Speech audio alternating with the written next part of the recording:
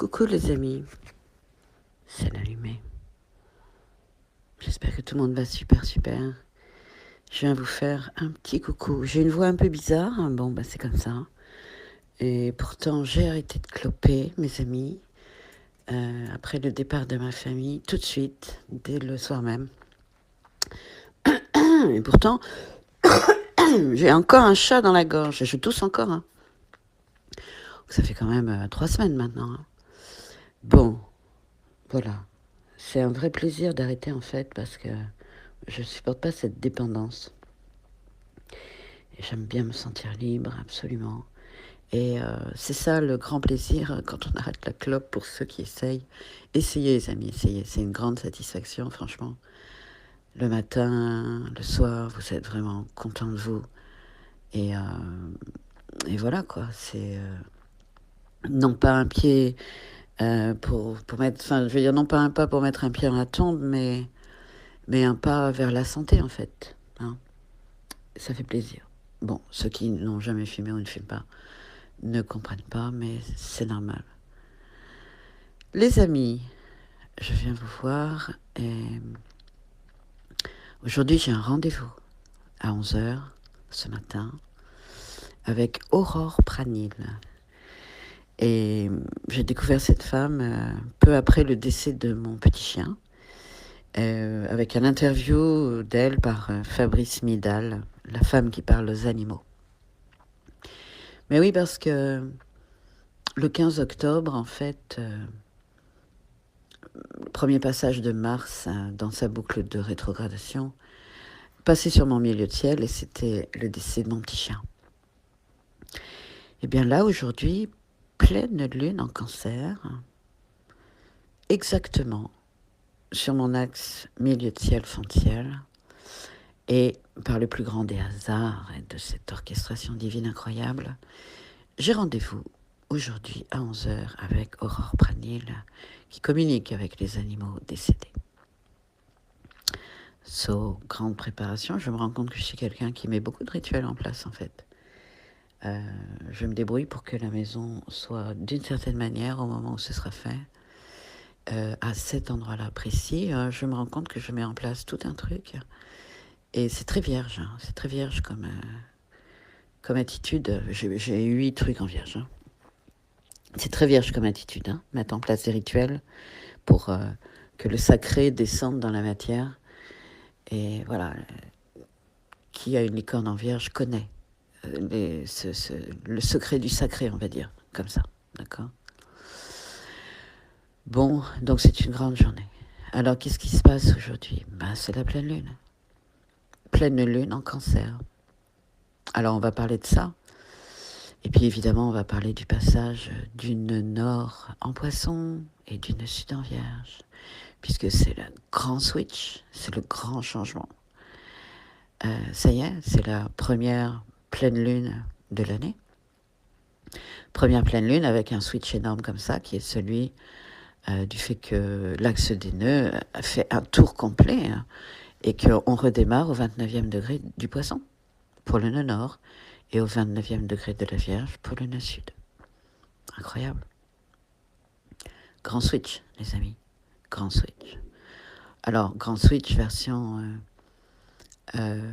l'axe d'évolution commun à tous, d'accord ? L'axe d'évolution. Cet axe d'évolution, direction Poisson.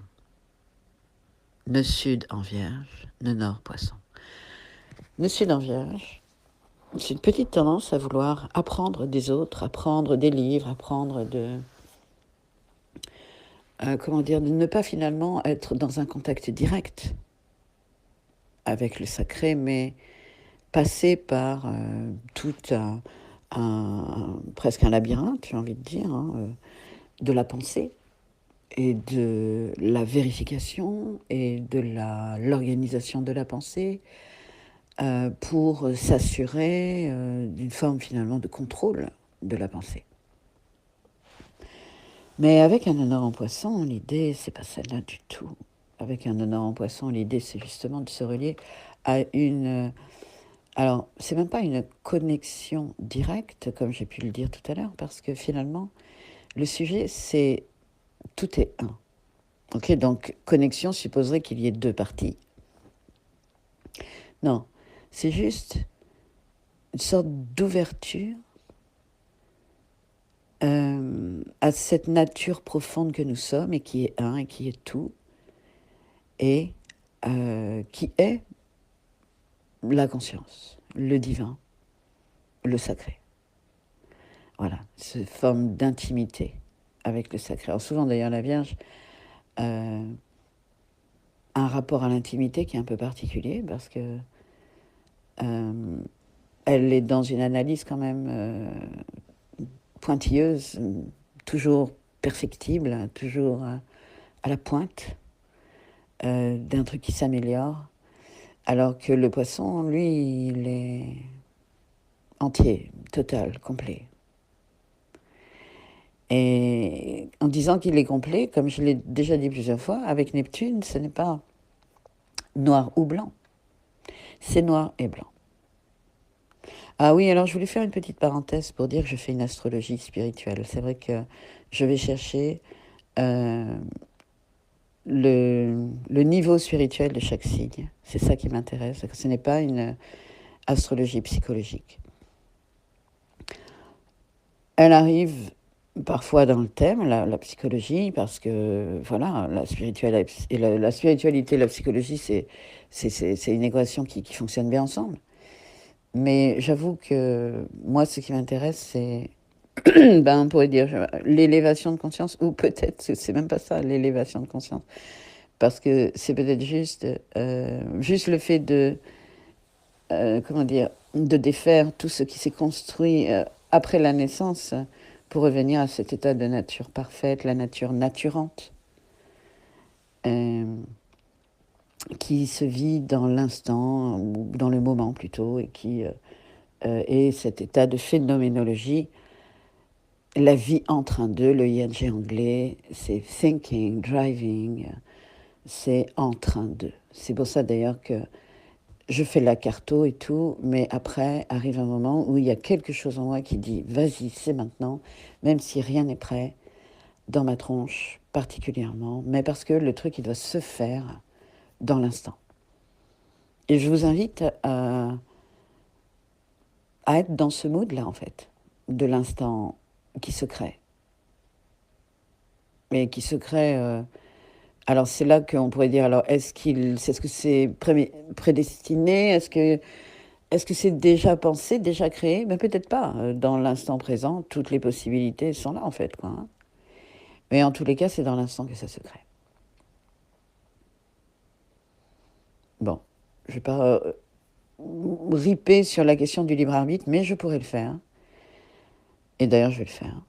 Sur l'idée, comme on l'entend communément, que oui, mais nous avons le libre arbitre. Eh bien, moi, je vous invite à réfléchir à cela. Avons-nous vraiment un libre arbitre? Et si nous n'en avions pas, je ne sais pas si vous imaginez finalement la liberté que c'est de ne pas en avoir.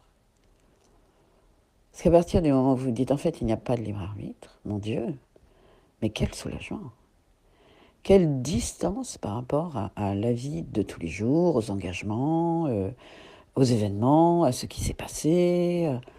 Mais quelle distance, mais quel bien-être en fait. C'est le début du bien-être. C'est vraiment une des voies de l'Advaita, de cette proposition de dire ok, pour revenir à notre nature naturante, l'idée déjà c'est de se poser la question du libre arbitre. Et si nous n'en avions pas? Si, comme le dit Didier Weiss, nous étions finalement le petit caillou qui dévale la pente, dans son plus grand pourcentage de pente finalement, et que nous n'avons pas la vision de la montagne entière. Et que finalement, si vous vous levez pour charger votre téléphone, bah, c'est parce que votre téléphone est déchargé. Et tout est comme ça. Je dis ça parce que c'était ça dernièrement avec une personne avec qui j'étais en contact. Essayez de voir ça. Ne me croyez pas, bien sûr. Il ne s'agit pas de remplacer des croyances par des croyances, pas du tout, pas du tout. On est là pour déconstruire toutes nos croyances, les amis. Et ça se fait en poisson, un truc comme ça, de déconstruire toutes nos croyances. Ça se fait vraiment en poisson. Nœud nord, poisson. la déconstruction de ce que l'on croit savoir, nœud sud. Vierge, je crois savoir, je sais, j'ai appris, j'ai lu. Ça, ok, la pensée, c'est chouette. Moi, j'aime, hein. J'aime bien utiliser mon intelligence. Moi, j'aime les mots, j'aime bien écrire. J'aime euh, le développement de la pensée. J'aime les problèmes complexes à résoudre dans ma vie professionnelle, comme j'ai pu le faire en tant que paysagiste et tout ça. J'aime la complexité d'une certaine façon, parce que voilà, le truc simple, j'ai un petit temps à m'emmerder relativement vite. Mais ça, c'est le jeu de l'humain. La pensée, c'est fun, ok, on joue avec, on invente des trucs et tout, c'est cool. On se perd, on cherche, on vérifie, c'est cool, mais on n'est pas, comment dire, ce n'est pas une pensée qui est enfermée dans notre tête. En fait, c'est le cloud, ok, c'est la pensée phénoménologique en mouvement, en ing. Et c'est là qu'elle est extra, la pensée. Vous voyez, c'est le mental supérieur, en fait. Bon, Neptune ne nous invite pas au mental supérieur, il nous invite à une dimension de compassion, essentiellement, mais aussi à un non-jugement, en fait, à la notion de totalité, le tout, le grand tout, le un. Et d'ailleurs, dans l'involution, l'évolution, c'est-à-dire du fait de passer soit du bélier dans l'ordre, bélier, taureau, gémeaux, etc., jusqu'au poisson, ou le contraire. Le poisson, on démarre avec les pieds. Oui. Après, on a les chevilles, les genoux, selon les signes, d'accord? Et on revient jusqu'à la tête. Ça, c'est la proposition dans le coffret du corps sacré par rapport au parchemin magnifique de Luc Biget. Toute la dimension initiatique du corps humain, que je vous invite à aller découvrir, hein, qui est complètement délirant, et qui apporte nombreuses, très, très nombreuses réponses à vos maux corporels. Hein. Bref, avec les poissons, c'est les pieds, avec le bélier, c'est la tête. Et dans les pieds, on a la voûte plantaire, et la tête, on a la voûte crânienne. Et tout ce qui se passe dans la tête, en fait, nous dit Luc Biget, est relié à la notion d'éveil. La pensée, les mots, tout ça, ce n'est pas dans la tête. Parce que même la voix, par exemple, la voix, comme nous dit Luc Biget, ben, le corps nous le dit très bien. Je veux dire, ça arrive ça passe par les poumons, ça vient du cœur, en fait. La parole vient du cœur, hein, le verbe se fait chair. La parole vient du cœur. Et ce qu'on a dans la tête, c'est l'éveil, tous ces neurones-là, toutes ces étoiles, c'est le ciel étoilé. Et dans vos pieds, la voûte plantaire, vous avez en fait la totalité de ce que vous êtes. Quand vous rassemblez vos pieds, vous avez une espèce de boule, une espèce de voûte plantaire, ok, c'est votre ciel étoilé déjà. Tout est déjà là, les amis. Tout ça, c'est le nanar poisson. Alors, j'aime bien revenir à la notion de cœur et à la notion de compassion. Pourquoi? Parce que le cancer, pleine lune en cancer. Bon, Mars en cancer, on n'aime pas trop dans un thème natal, ça c'est sûr, je vais vous dire un truc. On aime moyen. On se dit, bobo. Pourquoi? Parce qu'on pourrait se poser la question de l'énergie. L'amour, l'énergie, c'est les deux fleuves hein, qui nettoient le Péloponnèse en 24 heures avec les écuries d'Augias.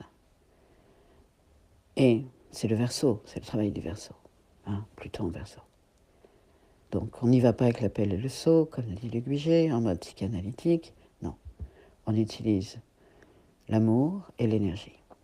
Alors, Mars, l'énergie. Ben, l'énergie, le problème, c'est de mettre de la conscience sur l'énergie, parce que l'énergie peut vous abattre ou vous exploser. L'énergie, en fait, là où elle commence à être upgradée dans sa formulation, ça ne veut rien dire mon truc spirituel, mais je veux dire dans sa dimension, dans son essence,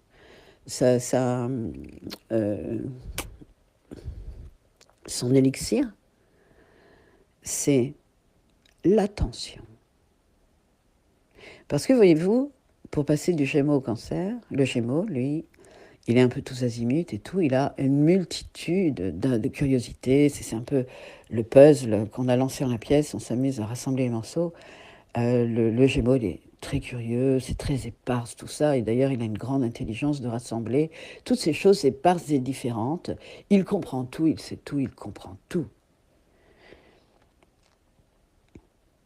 Et cette multiplicité-là, cette espèce de bavardage parfois même, du côté du cancer, ça va plutôt être une attention mise sur la multiplicité, non plus des trucs abstraits, des pensées, des mots, des choses, et de la connexion intellectuelle entre les trucs, mais des états d'âme. Tout d'un coup, il va y avoir une multiplicité d'états d'âme chez le cancer, et cette multiplicité-là, il va falloir mettre de l'attention dessus. Et c'est pour ça que souvent les cancers expriment beaucoup des choses assez complexes finalement, qui sont de l'ordre de je ressens, je sens, et mettre de l'attention sur ces états d'âme-là, c'est quelque chose qu'on arrive à faire beaucoup quand on vit toute seule. Hein. Quand on vit tout seul, ça c'est sûr que on peut mettre beaucoup d'attention. Hein. Dans la solitude, on met énormément d'attention sur les pensées qui arrivent, les états d'âme qui arrivent, les émotions qui arrivent, etc. Alors c'est vrai que ça demande une forme de solitude. Sinon, on est, comment dire, influencé constamment par l'univers des autres, en fait. Hein. Parce que le cancer, c'est un univers. Vous mettez le rond du 6 sur le rond du 9, hein, vous voyez ça comme vous voulez, là, par rapport... c'est le cosmos, d'accord? C'est la galaxie. Le sigle du cancer, c'est l'univers. Et c'est le monde intérieur, ok? C'est la métabolisation, et on pourrait dire aussi, parce que c'est pas simple comme notion, la métabolisation, c'est mettre de la conscience, de l'attention, voyez, sur des choses qui ne sont pas tellement palpables, ok? Puisqu'on est dans le monde des états d'âme, de l'émotion, etc. Donc, peut-être que Mars, cette énergie, si on arrivait à l'upgrader, version attention, version conscience, version finalement dans cette attention, cette présence, voilà, on pourrait dire ça, d'accord? Est-ce que Mars en cancer, ce n'est pas cette notion de présence? Donc, Lune en cancer, conjoint à Mars, en face de Pluton-Soleil. Pluton-Soleil, Pluton en Verseau, mais Soleil en Capricorne. Et le Capricorne, qu'est-ce qu'il fait? Le Capricorne, d'abord, il a un gros sujet sur la notion de culpabilité. Je fais référence au sanglier d'Érymanth, hein, puisque l'erreur fait partie du parcours et qu'il apprend que la culpabilité est un péché d'orgueil. Pourquoi? Parce que, qu'est-ce que ça veut dire? Ça veut dire que Dieu s'est planté. Tout n'est pas parfait. C'est difficile hein, de comprendre que tout est parfait, surtout dans ce monde-là, hein, en ce moment-là, qui est quand même vraiment complètement taré, on peut le dire comme ça. Je vois pas ce qu'on pourrait dire d'autre, en fait, que ça. Taré, complètement taré. Mais qui est taré? Allez, 1% de la population qui décide pour les 20% qui vont accepter un truc et puis 80% qui vont en souffrir. Bon, 1, 19 et 80, vous avez compris. Mais les 80, là, qui suivent le move, sans mettre d'attention. Alors, les 19 en question, eux, je sais pas comment ils acceptent de bosser dans une usine d'armes, ou comment ils acceptent de transporter des armes, ou comment ils acceptent de tuer. Ça, je ne comprends pas. Ça me dépasse, d'accord? Mais les 80% qui suivent le move, sans conscience, sans attention, sans présence, c'est flippant. Bon, dans les 80, on vire ceux qui sont éveillés. Mais combien sommes-nous, les amis? J'ai envie de dire. Bon, éveiller, il y a plein de mots pour éveiller, d'accord. On va dire juste être en conscience, d'accord. C'est-à-dire être attentif dans l'attention. Alors, pour revenir sur l'histoire du cancer, cette attention que le cancer met sur cet état d'âme, Luc Bugey nous dit, le niveau spirituel du cancer, c'est que cette attention, c'est comme une parcelle de la compassion divine. Ça nous met en contact avec cette immensité de l'amour. Qu'est-ce que l'amour ? Moi, je trouve que Pierre Guillemets l'explique super bien quand il dit « c'est l'absence du sentiment de séparation ». Vous n'êtes plus un pauvre vous, enfermé dans une tête, dans un corps, et ça y est, l'enfer commence. Dixit, Didier Weiss. L'absence du sentiment de séparation. L'amour, la compassion.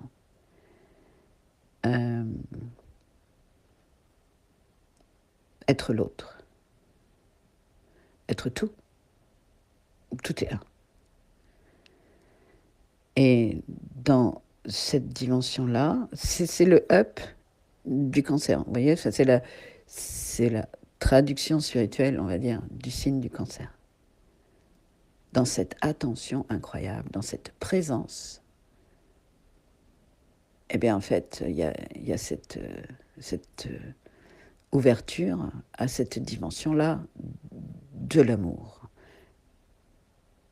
La compassion, Neptune, Nonor en Poisson. Et pour revenir sur le signe du Capricorne, donc il y a tout un travail sur la culpabilité au départ. Et puis il monte en haut, il laisse là l'humanité de l'homme. Et il monte contacter son soleil, en fait. Hein. J'ai déjà raconté plein de fois, mais enfin, je raconte. Hercule, dans le sanglier d'Érimante, monte en haut du mont d'Érimante, contacter son soleil, le sanglier, en fait, c'est son soleil, qu'il va sanglier, derrière sa nuque. Et lorsqu'il va redescendre, il va accepter d'être poussé vers son futur. Parce que pour les Grecs, le passé est devant nous parce qu'on le voit, le futur est derrière nous parce qu'on ne le voit pas encore. Et lorsqu'il met son soleil sur sa nuque, il accepte d'être poussé par son futur. Et chemin faisant, pour revenir et ramener le sanglier à Eurysthée, il rencontre les Argonautes avec qui il va partir pour une quête commune, la Toison d'Or. Et c'est justement ce travail du Capricorne que de trouver sa famille d'âme. C'est un signe qui est validé lorsqu'il trouve sa famille d'âme. Sa famille d'âme, ça peut être une école de pensée, une philosophie, un groupe de personnes. Moi, par exemple, ma famille d'âme, c'est l'Advaita. Ma famille d'âme, c'est Luc Bugey. Parce que quand j'ai travaillé sur le sanglier d'Érimante, mon amie Lydie avait laissé un message à Luc Bugey, tout ça, j'avais rien demandé dans tout ça. Et en fait, ben oui, c'est tellement ça, mon Dieu, c'est tellement... Et moi, derrière Luc Bugey, je reconnais l'Advaita, en fait. Advaita, mes amis. Même ce mot-là, il avait sonné dans ma tête quand j'avais entendu Daniel Meroy en parler il y a déjà bien longtemps. Et puis même tous ces mots-là, c'est des trucs que je bossais quand j'étais en fac d'art plastique. J'entendais la nature naturante, tout ça, j'entendais déjà tout ça. La phénoménologie, c'est là-dessus que je bossais. Et ma maîtrise d'art plastique s'appelle Lumière en nombre. C'est un truc qui date carrément, c'est un truc qui me porte. Ça, c'est le focus plutonesque. Focus, les amis, de l'attention, de la... Alors, on peut rajouter de la précision, hein, ouais. On va utiliser les qualités de la Vierge, d'accord ? Le nœud sud Vierge, ok, on va l'utiliser. Mais, direction, le Poisson. Cette précision devient de l'attention. Et l'attention, c'est de la présence, les amis. Et la présence, c'est de l'amour. Je vous souhaite une très belle pleine lune. Moi, j'ai rendez-vous à 11h avec mon petit chien. C'est quand même incroyable. Cette pleine lune est pile poil sur mon axe milieu de ciel, fond de ciel. Ça vient chercher les 4 croix de l'échelle de conscience pour nous ramener toujours au plan métaphysique qui est l'étoile intérieure, c'est-à-dire cette licorne que nous avons qui est notre essence d'expérience, puisque la totalité, le tout s'amuse à se diviser. Vous voyez une cellule, la construction d'un enfant, la cellule se divise. Et La première division, c'est celle-ci, hein, c'est ce que fait le duodénum, justement, l'estomac, hein, le cancer. L'estomac, il y a le duodénum. Et il va renvoyer à 12 essences d'expérience la multiplicité des états d'âme en question. 12 essences d'expérience. 12 signes astrologiques. Votre essence, votre couleur, votre intimité avec le réel est teintée de cette première division et qui explique énormément de choses. Et c'est à partir de ça que moi, j'analyse votre thème astro, les amis, si vous avez envie de comprendre quelle est la flamme qui anime votre existence et de ne pas la comprendre avec votre tête, hein, c'est vos cellules qui entendent ça. Hein, vous l'entendez avec vos cellules, c'est votre corps qui se met à trembler, ça sonne comme une vérité, ok? Eh bien, moi, je suis là pour ça, mes amis. J'ai un point de soumission en cancer, donc point de purification en cancer. Et Luc Bichet nous dit, au lieu d'aider tous les petits oisillons morts le long de la route ou en souffrance, hein, parce qu'on a manqué de sensibilité, moi j'ai dit comme bélier, eh bien, on se rend compte que aider rime avec aimer, et que justement, c'est aimer en aidant nos intimes, nos proches, ou moi mes abeilles, à découvrir la beauté de la flamme qui les anime. Vous voyez, c'est à ça que sert Mars. Mars, en cancer, c'est à ça qu'il sert, les amis. So, je vous embrasse. Je vous souhaite une belle, pleine lune. Mettez de l'attention sur votre intimité. Ne vous faites pas avaler par l'actualité. Écoutez-la avec distance, n'écoutez pas n'importe qui. Je vous invite à écouter les médias citoyens. Ne vous faites pas pomper comme on s'est fait pomper notre énergie en 2019. Right? Je vous embrasse. Je vous dis à tout bientôt. Bye bye.